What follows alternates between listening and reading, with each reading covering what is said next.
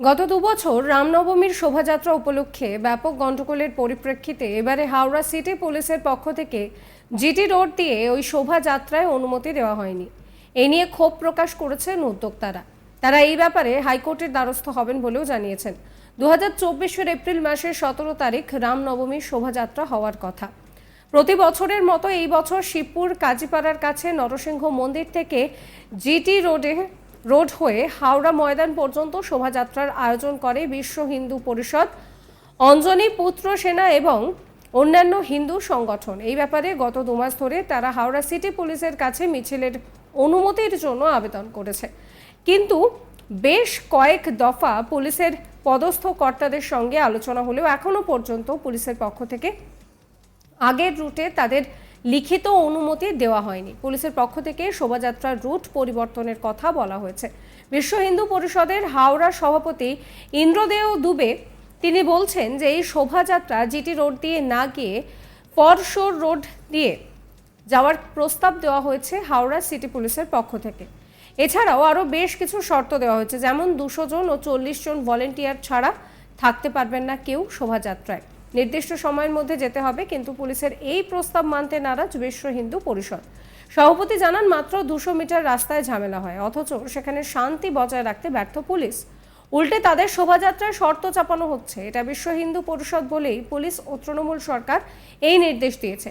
তাদের ফরশোর রোড দিয়ে শোভাযাত্রা নিয়ে যেতে বলছে, কিন্তু ওই রোড পুরোপুরি ফাঁকা, তাতে তারা ওই রোড দিয়ে যাবেন না। ইতিমধ্যেই উচ্চ আদালতের দ্বারস্থ হয়েছেন তারা। আদালতের ওপরে আস্থা রয়েছে বলে জানিয়েছেন কর্মকর্তারা।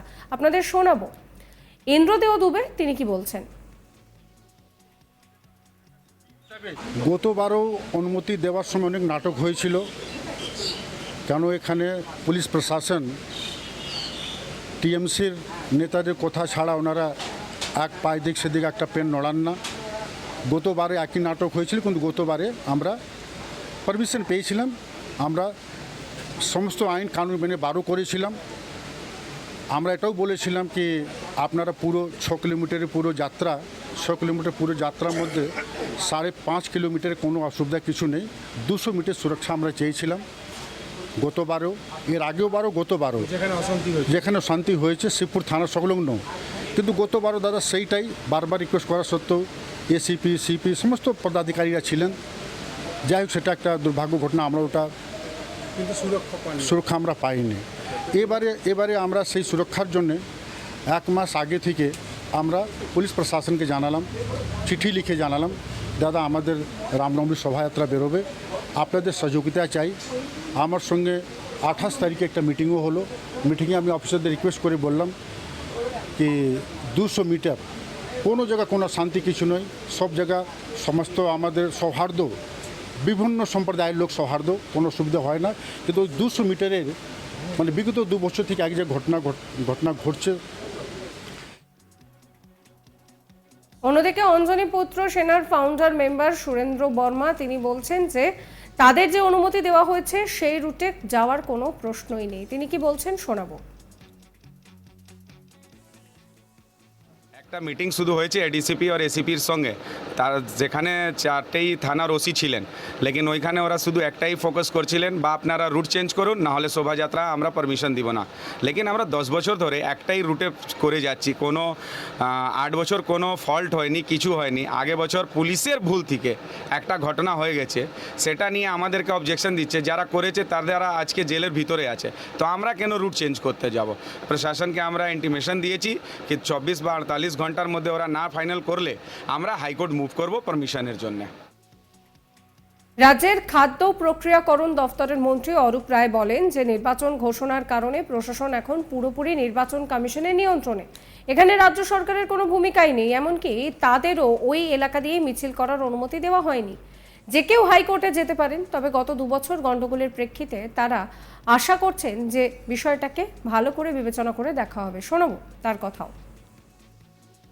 নির্বাচন নির্ঘণ্ট চালু হয়ে গেছে, রাজ্য সরকার কোনো রকম ইন্টারফেয়ার করেনি পুলিশের কোনো ব্যাপারে। এখন পুলিশ, জেলা প্রশাসন সবটাই নির্বাচন কমিশনের অধীনে। তা সুতরাং এখানে পুলিশ যেটা মনে করছে শান্তি বজায় রাখার জন্য যেটা করবে, আমাদের যে ইনস্ট্রাকশন আমাদের উপর দেবে সেটাই আমরা করব। আমাদেরও একটা র্যালি করার কথা ছিল, কিন্তু আমাদেরকেও পারমিশন দেয়নি প্রশাসন। তো সুতরাং প্রশাসন পারমিশন দিয়েছে, কিন্তু বলেছে যে আপনারা নেতাজি সুভাষ রোড ধরে রামরাতলা যেতে পারেন, আপনারা ফরস রোড যেতে পারেন, আপনারা এমন কোনো জায়গা দিয়ে যাবেন না যেখানে অতীতে এই অশান্তির ঘটনা ঘটেছে। তা সুতরাং এর মধ্যে সরকারের কোনো ব্যাপার নেই, দলেরও কোনো ব্যাপার নেই। এটা সম্পূর্ণভাবে প্রশাসনের ব্যাপার, নির্বাচন কমিশনের ব্যাপার, সবটাই নির্বাচন কমিশনের এখতিয়ারভুক্ত। ছিল জিটি রোড থেকে, সেটা পায়নি ওরা, ফরসো রোড দিয়ে পুলিশ বলছে যে জিটি রোড থেকে গতবার কি হয়েছে আপনারা তো সকলেই জানেন, সুতরাং নতুন করে আবার জিটি রোড থেকে কী করে পারমিশন চায় ওরা? এই নিয়ে আমার কালিক বৈদ্যনাথের একটি রিপোর্ট দেখাবো আপনাদের। চলতি মাসের সামনে 17 তারিখ রামনবমী, আর রামনবমী উপলক্ষে হাওড়া বিশাল শোভাযাত্রা বের করা হয় বিভিন্ন সংগঠনের তরফ থেকে। পরপর গত 2 বছর এই বিরাট শোভাযাত্রার উপরে পিএম বস্তি এলাকা হামলা হয়। সেই কারণে এইবার যে অঞ্জনী পুত্র সেনা ও বিশ্ব হিন্দু পরিষদ সহ একাধিক যে সংগঠন রয়েছেন তারা পুলিশ প্রশাসনের কাছে আগাম পারমিশনের জন্য আবেদন করেছিলেন, কিন্তু তারা জানিয়েছেন যে 22শে ফেব্রুয়ারি তারা আবেদন করলেও কোনো রকম তাদেরকে সদুত্তর তারা পাননি। তারপরে তারা 28শে ফেব্রুয়ারি আবার তারা একটা লিখিত আবেদন করেছিলেন। এরপরও কোনো সদুত্তর না পেয়ে তাদেরকে একটা বৈঠককে ডাকা হয় ও তাদেরকে বলা হয় যে পারমিশন দেওয়া হলেও বেশ কিছু শর্ত রয়েছে। তাতে রয়েছে যে এইবার জিটি রোড দিয়ে এই মিছিল বের না করে তাদেরকে ফরসা রোড হয়ে হাওড়া ময়দান পর্যন্ত মিছিল বের করা হবে।